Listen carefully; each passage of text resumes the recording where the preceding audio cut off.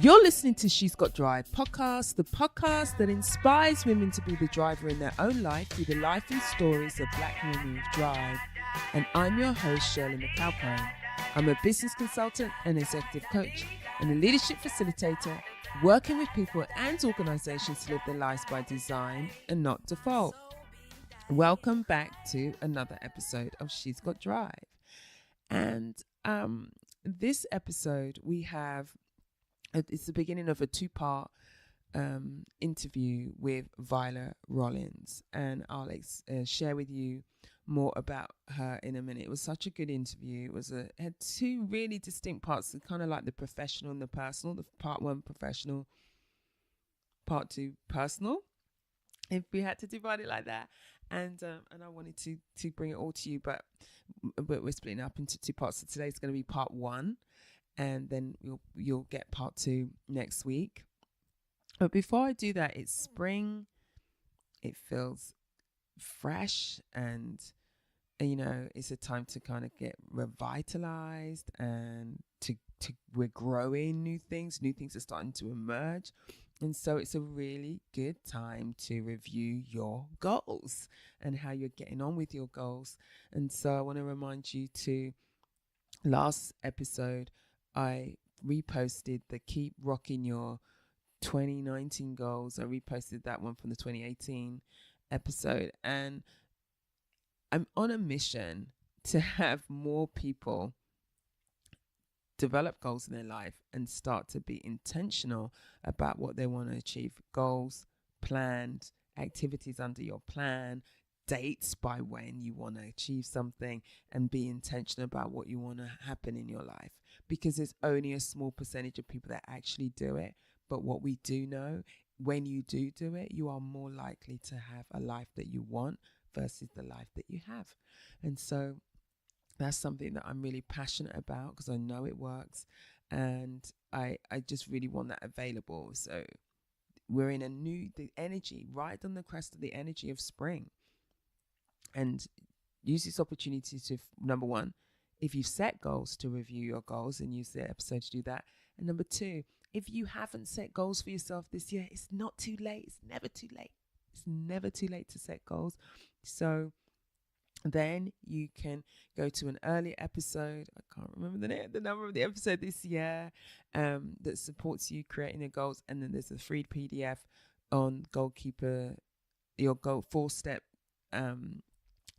Goalkeeper, so that it can guide you with setting goals for yourself in your life. If you just want to download the Goalkeeper PDF, it's shirleymcalpine.com/Goalkeeper. shirleymcalpine.com/Goalkeeper. And from last week's episode, I created the operating states PDF to help you figure out what stage you are in when you're implementing your goals. And you can get that on shirleymcalpine.com/operating states. shirleymcalpine.com/operating states. And so let's move on to this interview, part one with Vyla Rollins. So let me tell you something about Vyla. Vyla is an award-winning organizational psychologist. She's had 25 years of working as a global organizational effectiveness consultant.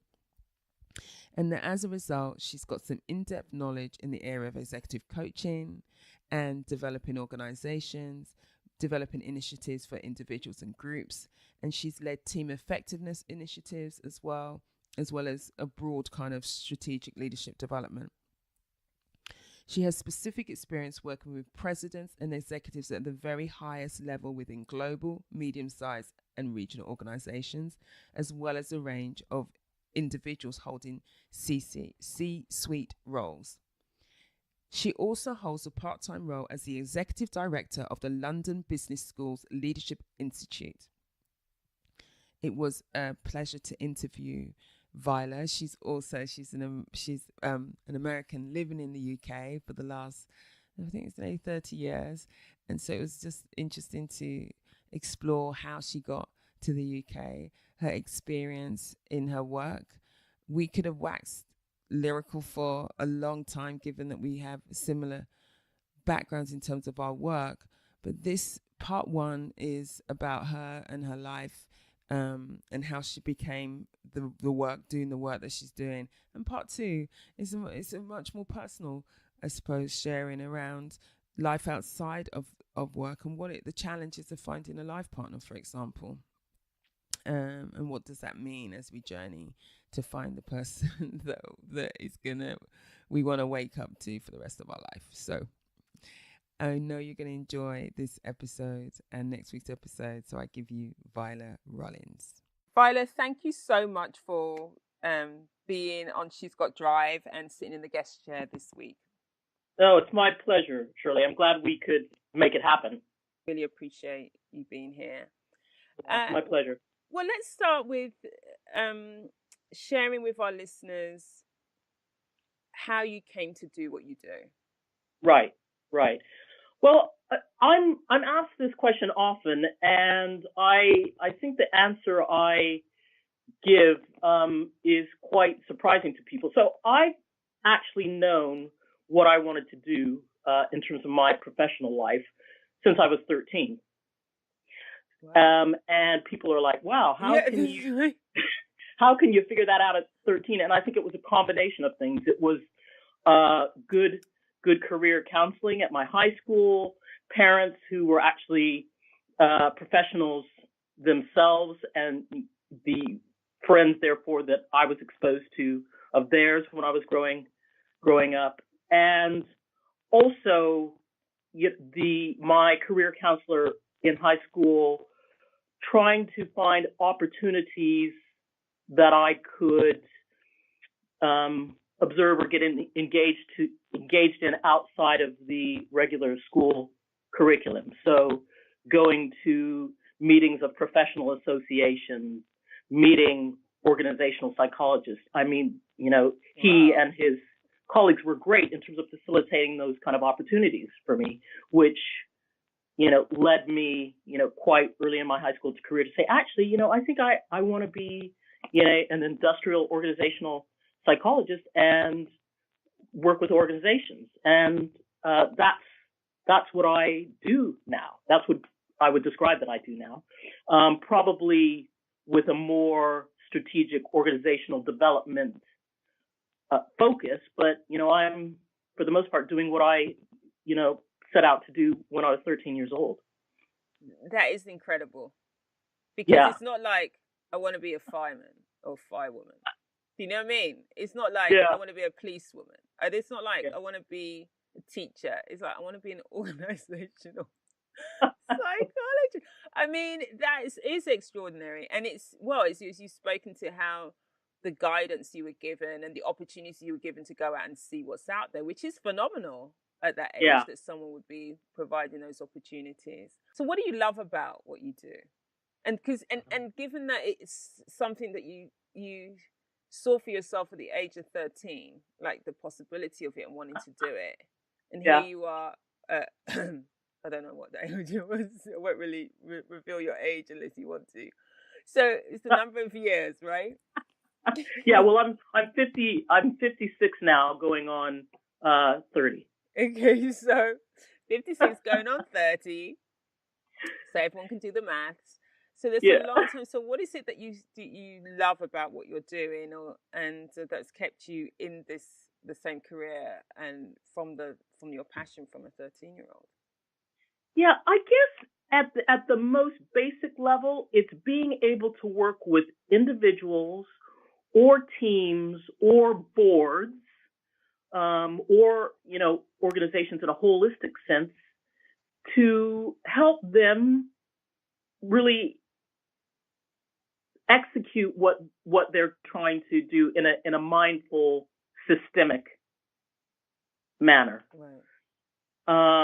And for me, when I say systemic, I mean that's thinking about all the parts of the organization, all the things that go into an organization, and working, as I call it, not only above the neck, thinking things through, but also working below the neck in terms of connecting with, if I do this, what does it mean for how my people will engage, how I need to support them, what I need to push and encourage them to think about, in their roles and how they show up.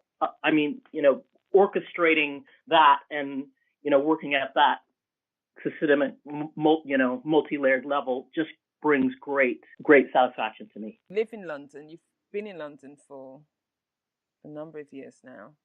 34 years. Yeah, I came to London in the mid-late 80s to do my master's degree at the University of Bath School of Management, and ended up staying. And then never went home. Okay, so that's so then what is it that in that transition, in that movement, you continued to do the work? Was there a turn or shift in the success that you were experiencing in your work in the two domains? Was there anything that was significantly different for you as you transitioned? I'm just kind of curious, because I felt a difference coming this way, and for me, and it's been, it's different. They're both successful. I have both successful careers in the UK and the US, but I'm just curious about whether you felt any difference. Yeah, that's a great question. Well, in some ways, given the work I did in the UK was really at the start of my career, Shirley, there wasn't a lot of transitioning that I needed to do in terms of, thinking. But I think what I did find early in my career that I knew I had to pay attention to, and this was, because of my undergraduate training and, also my master's training, was, you're working in a different cultural context here. Yes.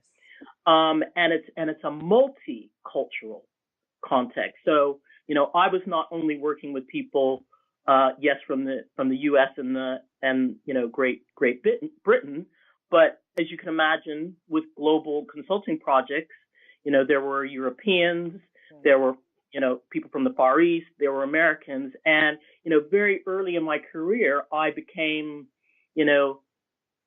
sensitized to the fact that I needed to pay attention to that in my work, and also help my clients pay attention to that, because that informs how you need to think about shaping and engaging people in the things that you're wanting them to do in an organization. Yeah, so it's very the people that fill those organizations are different, and so their work alters. Yeah, it's important to pay attention to that and use that to inform the way that I work with them, and especially how I might want them to explore the things that go on, as I said, below the neck. Yes. The emotions, the values, etc. that drive how people show up and can influence their effectiveness. Yeah, I've had that experience where when I have worked in the oil and gas industry and worked with many engineers and some who've been in their careers for many years, and I remember working on one leadership program. It was a 6-month program, and by the end of the program, my group's meditating in the morning as we start the day. And so in the review, like, what's your takeaway? And says, well, Shirley, you got us to meditate. I don't know how you did it, but you got us to meditate. And because that isn't a practice that they were used to, Fantastic. And and at first they thought, what is this woo-woo weird stuff that you're doing with me? But then some of them went on to integrate that into their daily lives. So fantastic. But it is like understanding who you're working with, and understanding when you introduce stuff, and knowing what things they'll lean into. So you throw in those models and some of those types of like data driven. Absolutely. Yeah. And then one or the other, how do you gently introduce those other things that that would be in service of them, but they're not going to necessarily lean into initially? Yeah. Absolutely. And I think the thing I would add to that, Shirley, and I think in some of our historical conversations, we have talked about that, going that next step and saying, okay, here's a framework. I've made it safe for you to experience this and play with it, but here's how it would apply in your daily business as usual life. Right. And here's some things you can put in place or think about to help you put this into your, daily business as usual life. Right. And I guess going back to the question you asked me earlier, that's another thing that excites me about my work, right? So it's not only, raising the awareness, helping people believe in themselves, see the capabilities they have and grow, but it's also about, taking what I do on the theoretical side and saying, how does this work in practice? And then working with people, groups, individuals, organizations to map out, to think about. So if we're gonna execute this, what would it look like in the next 3 months? What experiments might I need to try around this, in my business environment, and how can I make that psychologically safe for myself, for my team, the organization? I mean, for me, that's where I really, really get the buzz. People being able to take the stuff that we talk about and I share and use it in practice. Yeah, and that they can take those. The other thing that I love as you speak about that is how they then really take that in their work lives and how they take it into their broader lives. And so those things that you're speaking about, for our listeners who are thinking, I don't have an organization. Well, you're not, if you don't own one, you're in one at some level, But our ability to look at what we're doing differently and how sometimes we can make even very small changes in the way that we're working or the way that we're approaching work or the way that we are operating in our teams, the way that we walk in the world. We can make small changes that make a big difference to us. And that's what's wonderful about the work that you're doing. Yeah. And I'm delighted to hear you say that. Because, again, one of the things I've learned through my work through the years is, not to load people up at the end of an intervention that I might have with them and say, right, what's your list of 10 things you want to do? Psychology shows, people can really maybe, hold or work on 3 things at once. Right, so exactly. I've really gotten people to, I have a number of processes I use to really get people to hone down and focus on, okay, right, there's 10 things you've learned here. There's 5 things that have really had an impact on you. Of those 5 things, what are the 3 things you think if you focus on in the next 3 to 6 months, it'll make a dramatic, visible impact on your effectiveness and progress? Exactly. Yeah. And if that's not a message as well for anyone wanting to implement any changes in their lives, you may have a checklist of things that you want to change in your life, but do not try and do all of them. How you eat an elephant, if you're going to eat an elephant, is in bite-sized chunks. So as you said, you get 3, and then you're like, let me just hone in on those 3 things and then just work those 3 things, Yeah. And I only laugh because I recently, over the past 18 months, 2 years, have applied that to my personal life in terms of just decluttering my house, right? And not being overwhelmed and thinking, oh my gosh, I should do this in a day. It's like, take one room at a time. Yeah, that's right. Do one room, do it well, and then take a break for 6 months and choose another room. Yeah, excellent. Yeah. There'll be people going, oh my God, that's what happened. I took all of the rooms at the same time and got overwhelmed, and then I just ditched the whole project. Well, then I'm curious to speak to you then about success for you and what it means for you, because I want to say, in all the years that you've been working, unfortunately, there's still not many of you operating at your level, wandering around academia as well as in the business space, consulting space. And so, you've really been able to carve a really great career for yourself. But what does success mean for you? And then how do we start to look at what the sources of your success are? In terms of my personal definition of success, I would define that as being able to execute my vision, aspirations, the things I believe give me energy in a way that I don't have to compromise on what I know creates engaging value added outputs from what I do. Right. So yeah, say more about that. Like, what's because the word that came out that stood out for me was the compromise piece. You know, in a way that you're able to do fulfill what you're here to do essentially, but without compromising. And what's the element where for you you're like, no. Yeah. Well, I can't speak.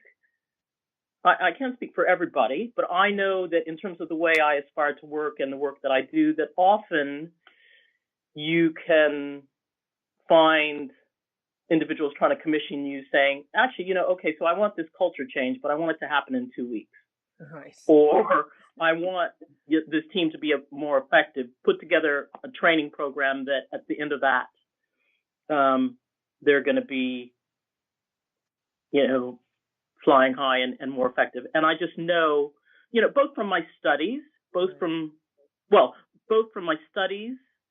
research, and practice, and I mean, evidence-based research that, developmental interventions, change interventions, especially in the 21st century, require certain attributes if they're really going to be successful. Being able to say, yeah, I see what you're doing, but I'm probably not the right person to be doing that with you, because in terms of what you're aspiring to, I don't think the structure, or the way you're, wanting to approach this is going to help you. Right. Yeah, so it's really great what you're speaking about, because you're speaking about what I can hear is like the real integrity in your work, and in really being honest with them to say, actually, from my experience and from what I know, where you want to be and where the intervention, what you're suggesting that we do isn't going to be enough. Yeah. And so it's fine if you want to do that, but I'm not your person. I think that's really, and it takes I really believe that for me, when we're operating from that place of alignment, with there's some value that sits underneath that that's there, or what I see, some integrity, that you're not compromising, that more will come your way. And and then you've got this example of someone then saying, well, hold on a minute, let's talk about this for a second, let's explore this for a second. And then you're not kind of, because I know that I've been in situations where it's like, can we do a diversity and inclusion program and we want everyone to be trained in black? Can we do it in a lunch and learn? It's like, well, 2 hours. Wow. No. Wow. That's an ask. No, we can't. So I'm not your person. Sorry. Yeah. It's just like. Yeah, and truly, I think, since we both do that in a way, and I'm saying this again, reflecting on conversations we've had in the past, that it's not about making them wrong. It's like, well, you can get that, you could take that approach, but given what you're aspiring to do and what you're asking me to do, I don't think that approach is going to get you what you need. And I don't want to, get us to a point where we're both disappointed. Right. Where we waste so many people's time and energy and efforts, the efforts that can go into that, and money. And then at the end of it, someone's going to say, you see, it doesn't work. But it's not, it wasn't, and it isn't that, it wasn't because the will wasn't there. Yeah. It's because the action wasn't matching the outcome, what's needed to produce absolutely. The outcome. Yeah. And then again, even though we're speaking about organizations, that's true for us as individual levels. That's true for us in life. If we want to to produce a particular outcome, if you're not taking the right action, it doesn't matter what you're doing with that action. If it ain't the right action, it ain't going to produce the result. One of the things I forced myself to do in my early career was actually write down the things that I felt were important to me. So, having had, experience with organizations, and actually maybe I did this sort of mid-career, but knowing all the things that that help me do effective work, I actually wrote those down. So how do I need leaders who are commissioning my work to be thinking about what they want to do? How do I need them to be showing up as leaders? And I wrote these things down, and I actually put them on my website. Right. Just to get it out there in the world. And I want to say, I think that's really been of service to me in terms of people being able to look at that and self-select and say, ooh, actually, I don't know if I'm, up for this or in this place. Right. And yeah, so I think that's actually going through that has served me in terms of people self-selecting into calling me, and also just for me to be, clear and articulate in terms of thinking and talking about the things that I know create a successful intervention or an effective intervention when I'm involved. Right. That's great, because then you're saying, like, if you're working with me, this is what I know. This is how I work, and this is how my clients normally work. If we're going to do good work together, and you said people right. self-select, and the beauty in what you're sharing is the moments of sitting down and thinking about, well, who are the people that I want to work with? What are they doing, and what are they saying, and who are they being? Yeah, you got it. And how am I working? And when do I work at my best? And what's the environment and the people that I need around me to work at my best? And and it's amazing, because then those people come into your space. They do. They absolutely, right? Yeah, they absolutely do. Yeah. And you become, I believe, more discerning in terms of, knowing what it is you're looking for in collaborators. Right.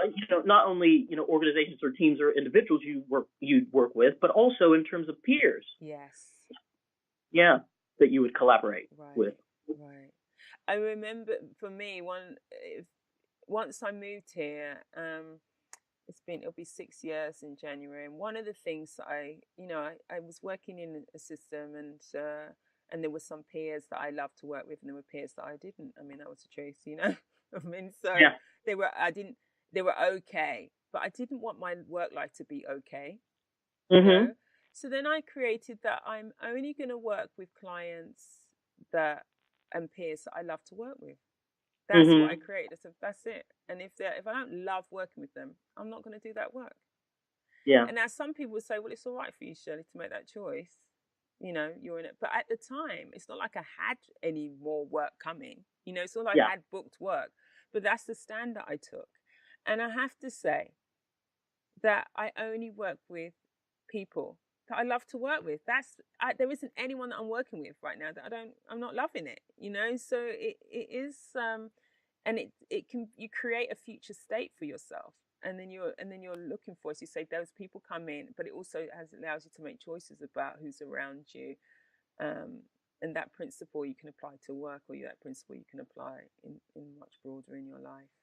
Absolutely, and I love how you articulated that, and you've picked up an important point that also applies to me, which is, I've put my aspirations and desires out there, but it's not like I don't have a mortgage to pay, bills to pay,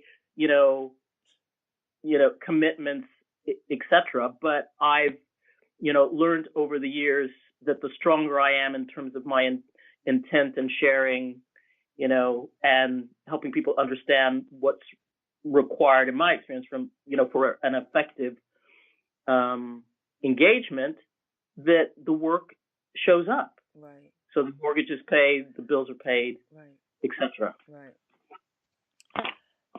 So it does take trust. It does.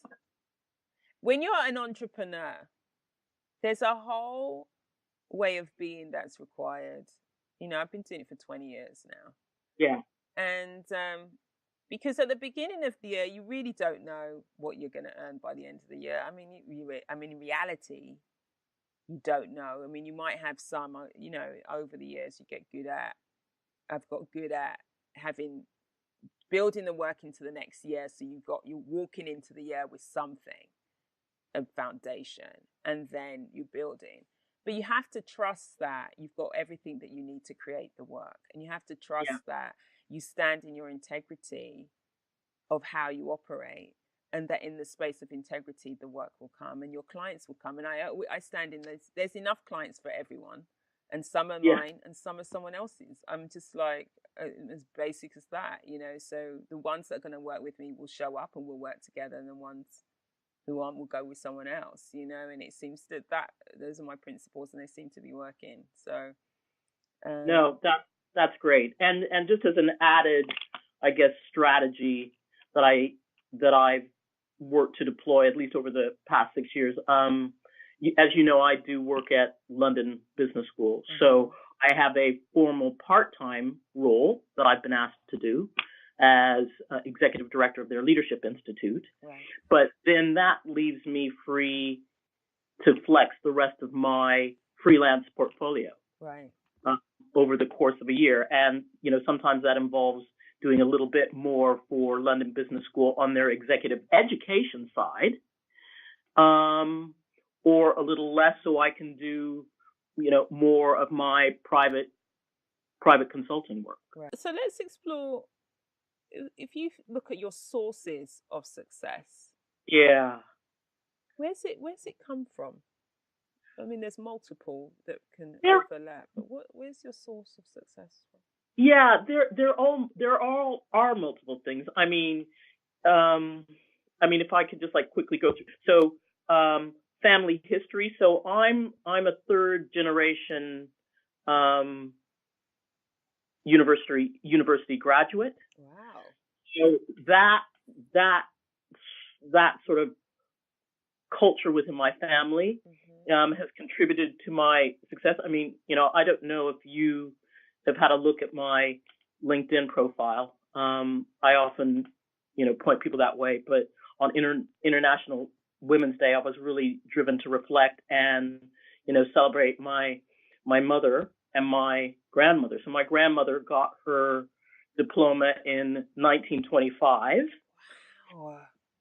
in the U.S. And, my mother got her master's from the University of Pittsburgh in, I think it was 1958, after having, done her first degree at a, private Christian college. So, that foundation, I think, contributed to my success. And it wasn't about being expected, to go on to university or study to the master's level, but it was, this being imbued with this sense of, education is just cool. And you can hang out with people and talk about stuff and be exposed to different, constructs. So I can say I never felt, pressured to do any of my, formal education. It was just something that, within my family, we do, and it was exciting and engaging. So preparing and just doing some thinking for our conversation today, it made me sort of step back and think of, so who are the people in your career who have really given you support? And I sort of had a aha moment there, in that I realized that there were 6 men who I've known through the course of my professional career who have been incredible advocates and support of my work and what I'm doing. And there's one who I worked with 25 years ago.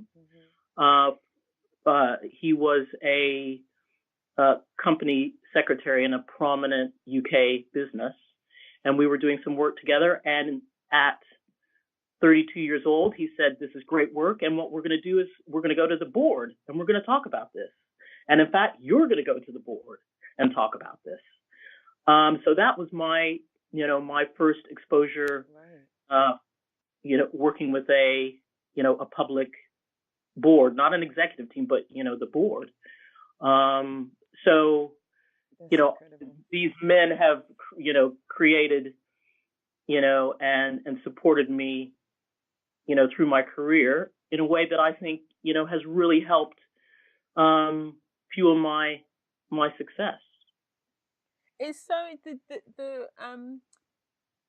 one of the themes that I'm hearing in what you're talking about, and what you're sharing is so powerful, is the power of community, the power of connection, the power of relationships, the power of your environment. And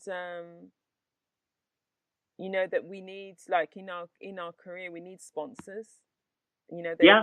Those 6 men sponsored you in different ways, or mentored you in different ways, and and they open doors, create opportunities, and guide.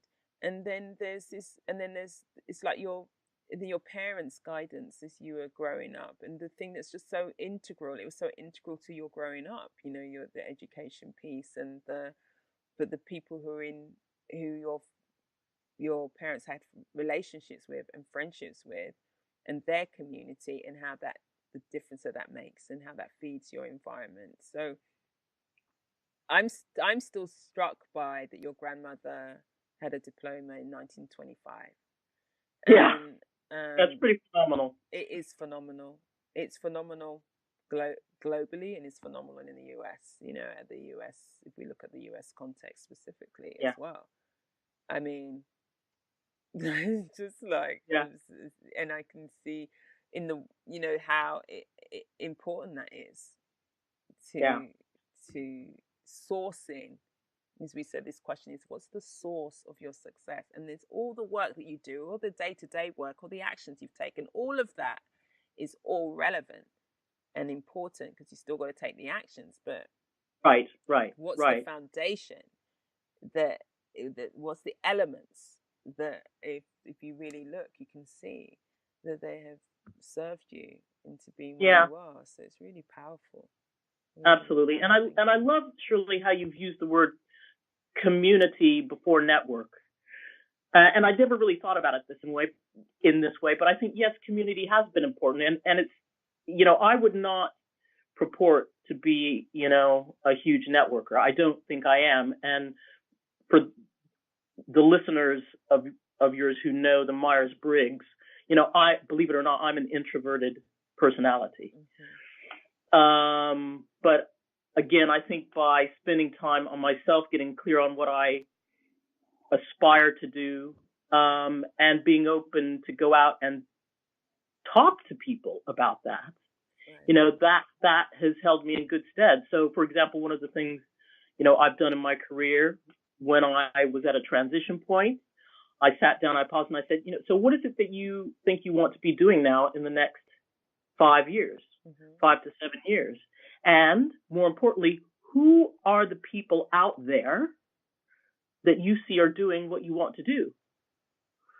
So identifying those people, and then having the confidence to reach out to them. Yeah, I didn't know any of them, but it's like, these are prominent people, in the field of, organizational psychology, consulting with organizations. Let me just reach out and say, actually, I'm sort of interested in what you do, and I would welcome some time with you. Yes. And I can't think of one person who turned me down. And by doing that, that also then created, a non-pressured opportunity for them to get to know me, to hear my story, and say, well, actually, this is really interesting. Why don't you come work with me? Or, wow, this is great. A colleague of mine could, do with talking to someone with you. So I think, that sort of viral building of community has served me well. Yeah, that's great. There's such a great story there, because you share about how you're building your community, the building of community, and I think, because networking has I'm with you on that. Yes. It just makes me go, but if you orientate in a different way, if you reach out to people and see and make requests of people like that. It is amazing how many people say yes, so if you don't know how to do something, speak to someone who does, or speak to someone who's done it. And absolutely. And so the worst thing they can say is no. They can say no. Yeah. And then you just move on to the next person. Just don't get attached. Right. It's not personal. Absolutely.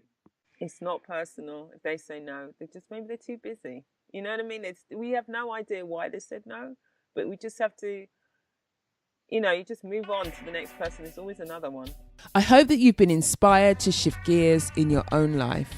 What I loved about this interview with Vyla, this part 1, is to know that what you want to do at the age of 13 and what you want to do is to be an organizational psychologist.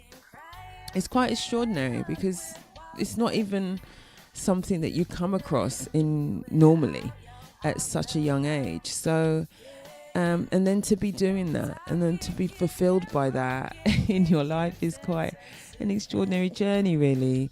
So I love that. I love that kind of sense of knowing at a young age and then follow through in your life.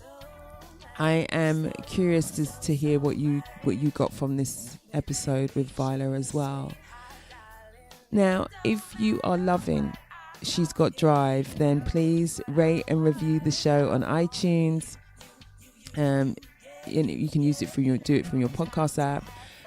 It really helps us grow the show, and share the show as well. Share an episode that that someone in your life is gonna really love and get a lot from it. Choose one of those episodes out of the 50 odd that are now out there and share the show. I appreciate all of you for being in touch when you send me DMs and messages about what you're getting from She's Got Drive. It means a lot to me. She's Got Drive is produced by Cassandra Voltalina. The music is by the awesome all-female band Blonde. The song is called Circles. Thank you again for listening. Until next time, go well and stay well.